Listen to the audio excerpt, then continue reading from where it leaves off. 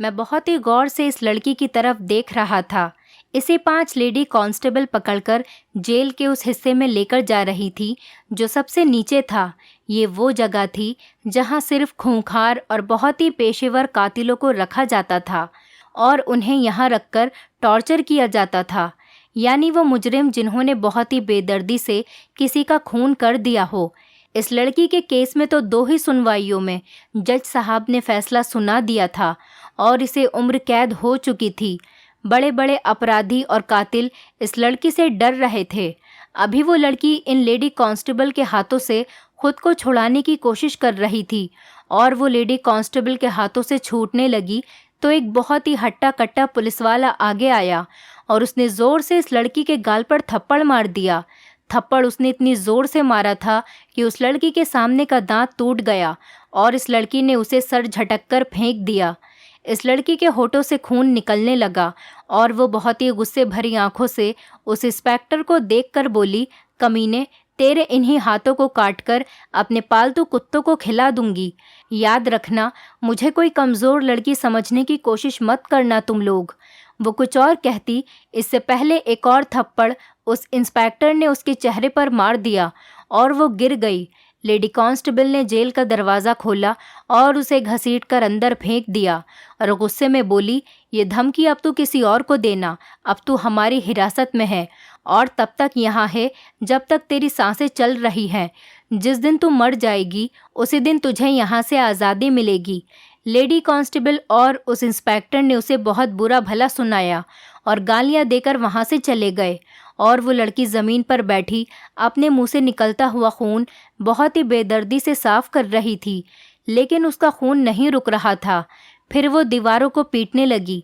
उसकी नज़र मुझ पर पड़ी तो मुझसे कहने लगी कि क्यों नामर्द बना बैठा मुझे यूँ तड़पता हुआ देख रहा है। अगर मर्द है तो जाकर उसे पकड़ जिसने मुझे इस हालत तक पहुंचाया है। अरे तुम लोग खुद को पब्लिक का रखवाला कहते हो। तुम लोग रखवाले नहीं बल्कि तुम तो खुद एक दरिंदे हो, सिर्फ दूसरों पर जुल्म करना जानते हो। हिम्मत है तो जड़ों को काटो, तने काट देने से पेड़ों की बुनियाद नहीं हिलती। वो लड़की अपने मुंह से खून उगलती हुई मुझे ये सब कुछ कह रही थी। मैं फ़ौरन ही अपनी कुर्सी से उठा और वहाँ से बाहर चला आया। ठंड का मौसम था लेकिन फिर भी मेरे चेहरे पर पसीने की बूंदें थीं। मुझे तो ऐसा लग रहा था जैसे इस लड़की में किसी चुड़ैल की आत्मा आ गई हो। मैंने वहाँ से आकर पानी पिया और चैन का सांस लिया। बार बार उसका खून से लिपटा हुआ चेहरा मेरी आंखों के सामने घूम रहा था और उसकी एक ही बात याद आ रही थी कि हिम्मत है तो जाकर असली मुजरिमों को पकड़ो। हम जैसे लोगों को पकड़ने से तुम्हारा कुछ नहीं हो सकता, बल्कि वो मुजरिम और ज़्यादा ताकतवर होकर सामने आता है। कुछ देर बाद मैं दोबारा उसी जेल की कोठरी की तरफ से आया जहां मेरी ड्यूटी लगी हुई थी। वो लड़की वहीं दीवार के कोने से टेक लगाए बैठी थी। शायद वो सो चुकी थी। उसके चेहरे पर खून जम चुका था जिसे साफ करने की उसने कोशिश भी नहीं की थी। मैंने एक नज़र उसके चेहरे को गौर से देखा तो वो कोई ज़्यादा उम्र की या फिर पक्की उम्र की औरत नहीं थी जो जुर्म करने में माहिर हो और पेशेवर कातिल हो, बल्कि वो तो कोई 18-19 साल की लड़की थी। उसका रंग भी सफ़ेद था, लेकिन अब शायद जुल्म सहते सहते उसका रंग फीका पड़ चुका था। इस समय उसके चेहरे पर जर्दी थी। चेहरे पर जगह जगह गहरे जख्मों के निशान थे। ऐसा लगता था जैसे उसे बहुत ज़्यादा टॉर्चर किया गया हो। उसके चेहरे पर पुराने जख्मों के गड्ढे बने हुए थे, जबकि चेहरे पर नील साफ दिख रहे थे। इतनी नाजुक थी कि पुलिस वाले के थप्पड़ खाने के बाद उसका चेहरा पूरा नीला पड़ गया था। उसके मुंह से अभी भी खून बह रहा था, मगर शायद वो बेहोशी की हालत में थी जो दीवार से टेक लगाए बैठी थी। मैं वहीं खड़ा हुआ खामोशी से उसका चेहरा तक रहा था और सोच रहा था कि इस मासूम लड़की ने भला इतने खून कैसे किए होंगे और क्यों किए होंगे। मुझे तो यकीन ही नहीं आ रहा था। शायद इसे झूठे इल्ज़ाम में फंसाया जा रहा था। हो सकता है कि ज़बरदस्ती इसे यहाँ पर लेकर आया गया हो, लेकिन इसके बात करने का तरीका बहुत ज़्यादा ख़राब था। शरीफ घर की लड़कियाँ तो ऐसे बात नहीं किया करती जैसे ही कुछ देर पहले ये कर रही थी। इसने मुझसे भी बहुत बदतमीज़ी से बात की थी। यही सब कुछ सोचता हुआ मैं वापस अपनी कुर्सी पर बैठ गया जो इसी के जेल के सामने पड़ी थी। ना चाहते हुए भी मैं बार बार उसके चेहरे को देख रहा था। पता नहीं क्यों मुझे उस पर तरस आ रहा था। मुझे ऐसा लगता था कि जैसे ये बेकसूर हो। उसने आज तक 12 खून किए थे और 12 खून करने के बाद भी वो मुझे बेकसूर लग रही थी। मुझे इस बात पर हैरानी हो रही थी कि 18-19 साल की लड़की इस कदर बेरहमी से कैसे खून कर सकती थी। अब खाने का समय हो चुका था। मैंने खाना लाकर सभी जेल में बंद कैदियों को दिया और उसके सेल में भी खाने की थाली रखी। खाने को देखकर उसने एक नज़र मेरी तरफ डाली, फिर खामोशी से थाली अपने सामने रखकर खाना खाने लगी। शायद वो बहुत ज़्यादा भूखी थी, मगर अब मार खाकर दर्द बर्दाश्त करके बैठी थी। 4-5 दिन तक ऐसे ही चलता रहा। 3 दिन तो ऐसे ही गुजर गए थे। चौथे दिन 2 लेडी कांस्टेबल दोबारा से आईं और उसके पास बैठकर उससे पूछताछ करने लगी। कहने लगी कि तुझे किसने कहा था ये खून करने के लिए? मुझे सब कुछ सच सच बता, वरना तेरे साथ वो करूँगी कि ज़िंदगी भर याद रखेगी। और फिर इसके बालों को पकड़कर इसके मुंह पर थप्पड़ ही थप्पड़ मारने लगी। फिर उन्होंने अपनी जेब से एक थैली निकाली जिसमें कि शायद मिर्ची थी और उससे कहने लगी, अगर तूने मुझे सच नहीं बताया तो मैं तेरे ज़ख्मों पर ये नमक मिर्ची डाल दूंगी। तू जानती है फिर तुझे कितना दर्द होगा। ये मंजर देखकर तो मैं कांपता रह गया। मैं सब कुछ जानता था कि पुलिस वाले कैदियों के साथ ऐसा ही बर्ताव करते हैं। फिर भी अपने पिता का सपना पूरा करने के लिए मैं पुलिस वाला बन गया। मगर इस बार ये केस तो मुझे बहुत ज़्यादा परेशान कर रहा था। मेरे दिमाग में इसको लेकर बहुत ज़्यादा बातें चल रही थीं। मैं सोच रहा था कि इस लड़की से पूछूं कि वो यहाँ तक कैसे पहुँची। लेडी कांस्टेबल के हाथों में वो मिर्ची की थैली देखकर तो मेरी जान ही निकल रही थी। लेकिन वो लड़की तो इन कांस्टेबल की आंखों में आंखें डालकर कहने लगी, तुझे और तेरे ऊपर बैठे हुए ऑफिसर्स को ये वर्दी किस लिए पहनाई गई है? इसीलिए ना कि गली गली में जाकर मुजरिमों को ढूंढे। मगर तुम जैसे रिश्वतखोर पुलिस वाले कमज़ोर लोगों को हथकंडा बनाकर अपनी मर्दानगी झाड़ते फिरते हो। मुझे नहीं पता वो कौन है, ये तुम्हारा काम है। जाओ जाकर खुद ढूंढ लो, मुझे परेशान मत करो। वो हंसते हुए बोली। तो लेडी कांस्टेबल ने अपने हाथ में वो मिर्ची ली और उसके पूरे चेहरे पर और ज़ख्मों पर मल दी। उस लेडी की चीखों की आवाज़ बाहर तक आ रही थी। उसको बहुत ज़्यादा टॉर्चर किया जा रहा था। फिर उसको मारने पीटने लगे और उसके ज़ख्म कुरेदने लगे। जब लेडी कांस्टेबल थक गई तो वहाँ से बाहर चली गई। जब मैंने एक नज़र उस पर डाली तो वो बेचारी लड़की दर्द से कर्रा रही थी। उसकी हालत देखकर मुझसे रुका नहीं गया तो मैंने उसको पानी पिलाया। उसकी हालत इतनी ख़राब थी कि उससे पानी भी नहीं पिया जा रहा था। मैंने इंसानियत के नाते गिलास उसके मुंह पर लगाया तो उसने थोड़ा सा पानी पिया, फिर वो गिलास फेंक दिया। मैं जेल के बाहर आकर अपनी कुर्सी पर बैठ गया और फिर हल्के से मैंने उससे कहा कि मैं जानता हूँ तुम्हारे साथ अब तक क्या कुछ हुआ है। मुझे नहीं पता कि तुम मुजरिम हो या फिर बेकसूर, लेकिन यहाँ पर तुम्हारी ये अकड़ काम नहीं आएगी। ये जेल है, यहाँ पर सिर्फ पुलिस का राज चलता है। अगर तुम पुलिस वालों को अपनी अकड़ दिखाओगी तो ये तुम्हें बहुत बुरे तरीके से मारा पीटा करेंगे, और अगर तुम इनकी बातों का सही सही जवाब दोगी तो हो सकता है ये तुम्हें नहीं मारे, तुम पर रहम खा लें। मैं उसे समझा रहा था और वो चुप बैठी मेरी बातें सुन रही थी। उसकी आंखों से आंसू बह रहे थे और वो रोते हुए मुझसे कहने लगी कि आज तक मुझे अपनी ज़िंदगी में दर्द ही दर्द मिले हैं और मैं अब जीना नहीं चाहती। वो कहने लगी कि पहले तो इन दुनिया वालों ने ही मुझे बुरा बनाया और अब मुझ में ही अच्छाई ढूंढ रहे हैं। वो चाहते हैं कि मैं उन्हें A to Z सब कुछ बता दूं, मगर जब मैं कुछ नहीं जानती तो मैं किसी को क्या बताऊं। मैंने उसे इस तरीके से बात करते हुए देखा तो उससे कहने लगा, बताओ तुम्हारे साथ क्या हुआ है, तुम यहाँ तक कैसे पहुँची? हो सकता है कि मैं तुम्हारी कोई मदद कर सकूं। मेरी बात सुनते ही उस लड़की ने मेरी तरफ देखा और मुझे अपने अतीत के बारे में बताने लगी। जैसे मैंने उस लड़की की सच्चाई सुनी तो मेरे होश उड़ गए और मेरे पैरों तले से ज़मीन निकलकर रह गई। मेरी आंखों से खुद ब खुद आंसू बहने लगे। इस लड़की की अतीत की दुख भरी सच्चाई खुद इसकी ज़ुबान से ही सुनी।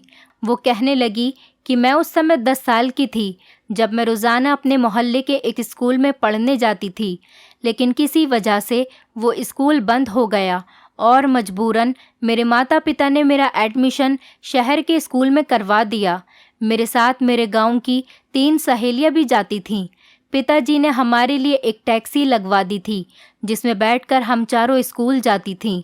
हमारा स्कूल हमारे गांव से लगभग 40 मिनट की दूरी पर था। मैं बचपन से ही बहुत ज़्यादा चंचल और शरारती सी लड़की थी।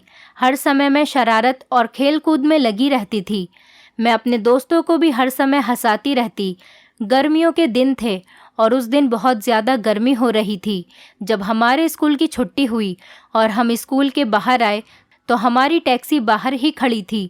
लेकिन मैं अपने दोस्तों से कहने लगी कि चलो आइसक्रीम वाला खड़ा है, हम पहले आइसक्रीम खाते हैं फिर घर चले जाएंगे।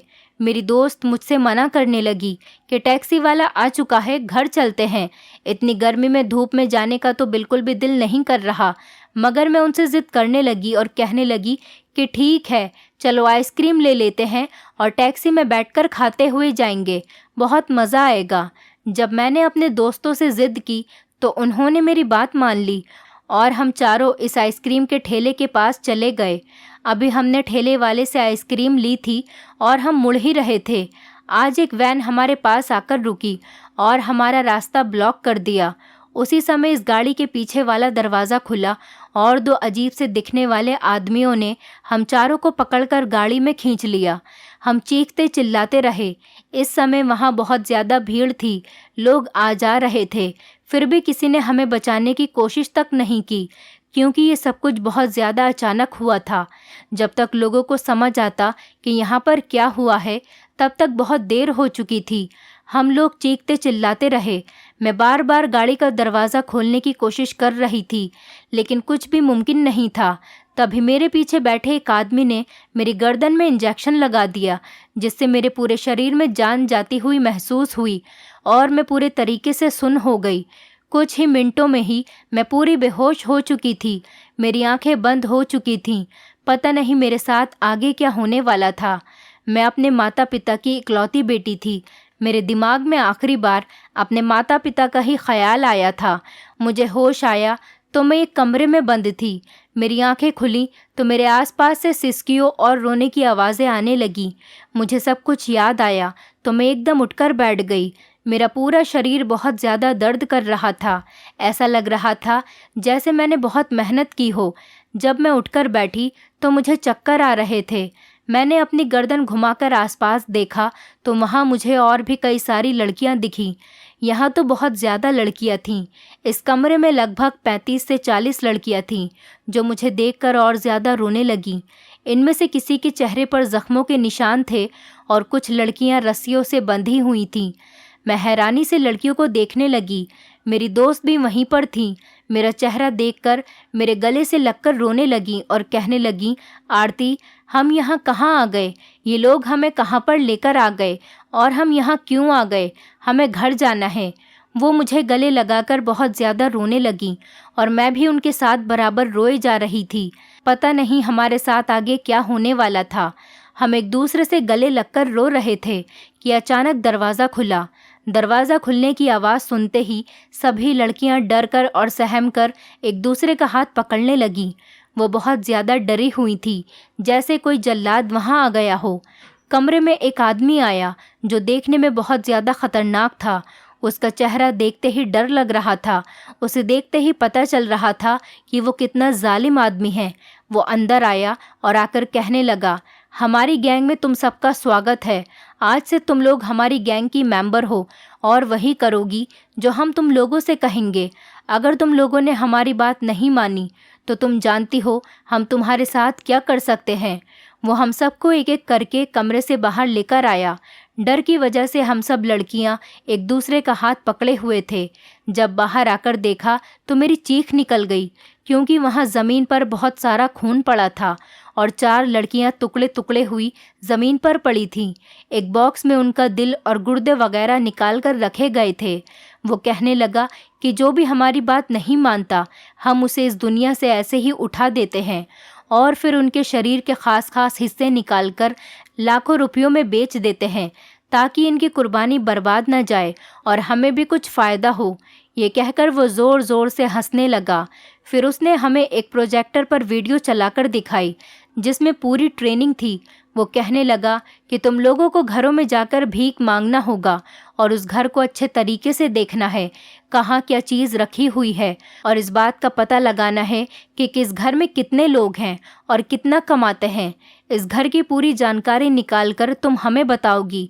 घर का पता हम तुम्हें खुद देंगे और तुम लोगों को जाकर सिर्फ उस घर से भीख मांगनी होगी, और फिर जैसे ही मौका मिले तुम लोगों को उस घर में जाकर चोरी करनी होगी। और उससे भी बढ़कर ये बात थी कि हमें उस घर के मौजूदा सभी लोगों को मार कर वापस आना होगा। अगर हम चोरी करने के बाद उस घर के किसी भी आदमी को जिंदा छोड़कर आते हैं तो बदले में ये लोग हमें भी मार देंगे। उनकी ये बातें सुनकर तो मेरे रोंगटे खड़े हो गए। उस दिन 6 लड़कियां एक साथ चोरी करने गई थी, मगर उस घर में एक जवान लड़की और उसका 1 साल का बेटा ही था। उस लड़की ने इन चारों लड़कियों के आगे हाथ पैर जोड़े और उनसे भीख मांगने लगी कि प्लीज़ मुझे छोड़ दो, मेरा मासूम और छोटा सा बच्चा है। उन्होंने इस बच्चे पर तरस खाकर उसे तो छोड़ दिया, और जब बाहर आकर अपने बॉस को बताया तो बहुत गुस्से में इन सब लड़कियों को बांधकर यहाँ वापस लाया और बेरहमी से इनको मार दिया, क्योंकि अगर हम उन तीनों को जिंदा छोड़कर आते तो हमारे चेहरे की पहचान हो जाती और इस तरह पुलिस उन तक पहुँच जाती और उनको पकड़ लेती। यहाँ पर 1 हफ्ते तक हमें ट्रेनिंग दी गई। यहाँ की सारी लड़कियाँ रोती रहती। कुछ लड़कियों ने यहाँ से भागने की कोशिश की, और जिन लड़कियों ने यहाँ से भागने की कोशिश की थी, इन लोगों ने उन लड़कियों को बहुत ही बेरहमी से मार डाला था। उसके बाद किसी भी लड़की की हिम्मत नहीं हुई कि वो यहाँ से भागने की कोशिश करे। ये लोग हमें सिर्फ एक ही वक्त का खाना देते और हमें ट्रेनिंग देते हुए बताते कि अगर हमने अच्छे से चोरी की और बहुत ज़्यादा लूट मार करके उनके पास लेकर आए तो वो हमें बहुत अच्छा खाना देंगे। उनकी बातें सुनकर हम लोग खामोश हो जाते। भगवान जाने अब हमारे साथ आगे क्या होने वाला था। और ये कोई एक ही आदमी नहीं था, बल्कि हमारे पास रोज़ाना कोई ना कोई अलग अलग आदमी आता। यहाँ पर कम से कम 25-30 आदमी थे। जब भी कोई आता हमें बुरे तरीके से धमकाकर जाता था। यह हमारी मजबूरी थी कि अपनी जान बचाने की खातिर हमें ऐसा करना पड़ा। एक दिन मुझे और मेरे दोस्तों को बाहर भीख मांगने जाना था। इन्होंने हमारा हुलिया बिल्कुल भिखारियों जैसा बना दिया, और फिर बाहर जाने से पहले उस आदमी ने हमारे बाजू पर एक घड़ी बांधी। वो घड़ी देखने में बहुत ही अजीब सी थी। ऐसा लग रहा था जैसे कोई तारों का गुच्छा हो। मैंने उस आदमी की तरफ देखा और उससे पूछा कि घड़ी किस काम की है, ये तो वक्त भी नहीं बता सकती। तो वो कहने लगा कि ये मौत की घड़ी है। अगर तुमने भूलकर भी किसी पुलिस ऑफिसर या किसी आदमी से या किसी के घर जाकर मदद मांगने की कोशिश की या फिर कुछ और करना चाहा तो ये घड़ी उसी समय फट जाएगी और तुम लोग मर जाओगी। इस घड़ी में इतना तेज़ करंट है कि ये तुम लोगों को 1 सेकंड के अंदर अंदर मौत के घाट सुला देगी। उसने हमारे साथ एक ट्रैक सिस्टम लगा रखा था और हम हर तरह से बेबस हो चुके थे, वरना यहाँ से निकलने से पहले मैं सोच चुकी थी कि यहाँ से बाहर निकलते ही मैं भागकर अपने घर चली जाऊंगी या किसी आदमी से मदद मांग लूँगी। मगर अब तो जान पर बनाई थी। मजबूरन ना चाहते हुए भी हमें इस घर में चोरी करने जाना पड़ा। इस घर में एक बूढ़ी औरत थी और उसकी बेटी थी। हम मांगने के बहाने वहाँ गए और फिर उसके घर में वारदात कर दी। हमने उन्हें चाकू और पिस्तौल दिखाकर उन्हें डराया और उनकी सारी चीज़ें लूटने के बाद मजबूरन उनको मारना पड़ा। वो हमारे सामने रोती रहीं और हाथ जोड़कर अपनी ज़िंदगी की भीख मांगती रहीं। और वो औरत हमसे कह रही थी कि मेरी बेटी की अगले हफ्ते शादी है, तुम चाहो तो हमारे घर का सारा सामान ले जाओ, एक सुई भी तुम यहाँ हमारे पास छोड़कर मत जाओ, लेकिन मेरी बेटी को मत मारो। मगर उसके बावजूद हमें अपनी जान प्यारी थी। अगर हम उनको छोड़ देते तो 1 सेकंड के अंदर अंदर वो लोग हमें मार डालते। इसलिए मजबूरन मैंने अपनी जान बचाने के लिए ज़िंदगी में पहली बार 2 लोगों का खून कर दिया। खून करने के बाद मैं कई रातों तक सो नहीं सकी थी। रात को सोते सोते मैं चीखने चिल्लाने लगती। मुझे अपने हाथों और कपड़ों पर उन दोनों के खून के धब्बे दिखाई देते थे, लेकिन वहाँ रहते रहते धीरे धीरे मैं इन सब कामों की आदी हो गई थी। यहाँ के लोगों ने मुझसे खुश होकर मेरे लिए बहुत अच्छा खाना मंगवाया, क्योंकि मैंने इनको लाखों की डकैती करके दी थी। लेकिन कई दिन तक मैं चैन से नहीं सो पाई थी। लेकिन मैं क्या करती, मुझे अपनी जान प्यारी थी। अब तो मुझे इन सब से डर नहीं लगता था। मैं उनके बताए हुए घरों में जाकर प्रोफेशनल चोरों की तरह भीख मांगती और फिर भीख मांगने के बहाने घर के अंदर जाकर सब कुछ पता लगा लेती। उसके बाद बाकी भिखारियों के साथ मिलकर वहाँ पर डकैती करने के लिए चली जाती। हमने अभी तक बहुत सारे लोगों को मार दिया था, मगर आज तक किसी ने हमें पहचाना नहीं था। इसकी वजह ये थी कि वो लोग हमें हुलिया बदल बदल कर भेजा करते थे। एक दिन जिस घर में हम डकैती करने गए, वहाँ पर एक बूढ़ा आदमी और उसके साथ छोटे छोटे बच्चे थे। वो व्हील चेयर पर बैठा था, जबकि वो छोटे बच्चे उसके पोता पोती नवासा नवासी थे। होली की छुट्टी मनाने उसके घर पर उसके परिवार वाले आए हुए थे। जब मैंने अपने साथियों के साथ जाकर वहाँ पर भीख मांगी तो वो व्हील चेयर पर आया और पैसे लेने के लिए अंदर कमरे में चला गया। वो कहने लगा कि तुम लोग यहीं रुको, मैं अभी पैसे लेकर आता हूँ। वो जैसे ही पैसे लेने अंदर गया तो हमने इन सब पर हमला कर दिया। हमने पिस्तौल दिखाकर सभी नौकरों को एक कमरे में बंद कर दिया और फिर इन बच्चों को भी डराकर घर के तमाम सामान को लूट लिया। जब हम वापस लौटने लगे तो फौरन उस आदमी की बात याद आ गई कि खबरदार अगर किसी को जिंदा छोड़ कर आए। लेकिन इन मासूम बच्चों को देखकर बिल्कुल भी दिल नहीं चाह रहा था कि हम उनके साथ कुछ भी गलत करें। और वो बूढ़ा आदमी भी हमसे कहने लगा कि मेरे बच्चों को कुछ मत कहना, वो तो मासूम हैं। लेकिन उनको मारना हमारी मजबूरी थी। इसके बावजूद भी मेरा दिल तड़पने लगा। सोचा कि चलो छोड़ देती हूँ और बॉस को जाकर हम नहीं बताएंगे कि हम यहाँ किसी को भी जिंदा छोड़ कर आए हैं। अभी मैं ये बात सोच ही रही थी कि दरवाजे पर किसी ने बैल बजाई और देखते ही देखते बहुत सारे पुलिस ऑफिसर घर के अंदर आ गए। पता नहीं कैसे एक नौकर ने छुपकर पुलिस वालों को कॉल कर दी थी और वो मौके पर आ गए और हमें गिरफ्तार कर लिया गया। वो कहने लगे कि बताओ तुम्हारा बॉस कौन है, तुम किसके कहने पर ऐसा कर रही हो। हमने फ़ौरन अपने साथ लगाई हुई स्पीकर और वो करंट वाली घड़ी का उन्हें बताया, मगर उसके बावजूद उन्होंने हमारी बात नहीं मानी। मैं रो रो कर उनसे कहने लगी कि मुझे कुछ नहीं पता वो लोग कौन हैं और कहाँ रहते हैं। मैंने पुलिस वालों को बताया कि वो इतने ज़्यादा थे कि हर बार चेहरा बदलकर सामने आया करते थे। हमें उनका असल नाम भी नहीं पता, उनकी शक्ल कैसे याद रखती। इतना कहकर वो लड़की खामोश हो गई और फिर कहने लगी थी कि जुल्म की हद तो ये थी कि उन्होंने मार मार कर हमें बुरा बना दिया और अब ये पुलिस वाले हमें सुधारने की कोशिश में लगे हुए हैं। उस लड़की की बातें सुनकर मैं खामोश रहा। लड़की के साथ जो कुछ भी हुआ था वो बहुत ज़्यादा बुरा हुआ था। मैंने इस लड़की से इसके माँ बाप का पता पूछा और वहाँ पर गया, मगर इसके माता पिता को मरे हुए कई साल हो चुके थे। इस लड़की के किडनैप होने के बाद उसके माँ बाप भी इस दुनिया से जा चुके थे और ये बेचारी लड़की जेल में टॉर्चर हो रही थी। अगले दिन फिर लेडी कांस्टेबल ने आकर पूछताछ की और इस पर बहुत ज़्यादा टॉर्चर किया। वो रोती रही, बिलखती रही, लेकिन किसी को भी उस पर रहम नहीं आया। वो रात बहुत ही बेचैन थी। मैंने करवट बदल बदल कर पूरी रात काटी।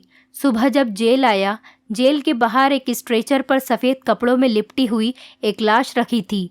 मैंने उसको एक नज़र भरकर देखा और फिर पूछा, क्या कोई मुजरिम मर गया है? तो एक हवलदार बहुत ही बुरे तरीके से कहने लगा कि हाँ, वही लड़की जिसने बहुत से लोगों का खून किया था। बहुत ही ज़्यादा ख़तरनाक थी। पता नहीं कैसे कल रात उसने अपने गले पर कोई नुकीली चीज़ मारकर अपनी जान दे दी। ये सुनकर मेरे पैरों तले से ज़मीन निकल गई और मेरा पूरा शरीर कांपने लगा। उसी समय एक हवा का झोंका आया और उसके चेहरे से वो चादर उड़ गई। मैंने एक नज़र उसके चेहरे को देखा। वो बेचारी मासूम लड़की इस दुनिया से जा चुकी थी। तभी मेरे दिल में ख़याल आया कि वो नोकीली चीज़ क्या थी और उसके पास कैसे पहुंची। ये सवाल मेरे दिमाग में आकर रह गया। हो सकता है कि कोई फिर उसके पास उसे टॉर्चर करने गया हो और उसने उसी से वो चीज़ लेकर खुद को इस जेल से और यहाँ की तकलीफ़ों से रिहाई दे दी हो। ये बेचारी मासूम बच्ची जब 10 साल की होगी और स्कूल जाती होगी तो उसने अपनी ज़िंदगी के बारे में कितने सपने देखे होंगे, जैसे सारी लड़कियां देखती हैं। लेकिन उसके साथ क्या हुआ, शायद इसी का नाम ज़िंदगी है। दोस्तों उम्मीद करती हूँ आपको हमारी कहानी पसंद आई होगी। कहानी पसंद आई है तो वीडियो को लाइक करें, चैनल पर नए हैं तो चैनल को सब्सक्राइब करें और हाँ, नोटिफिकेशन बेल को ज़रूर दबाएं ताकि अगली अपडेट सबसे पहले आपको मिले।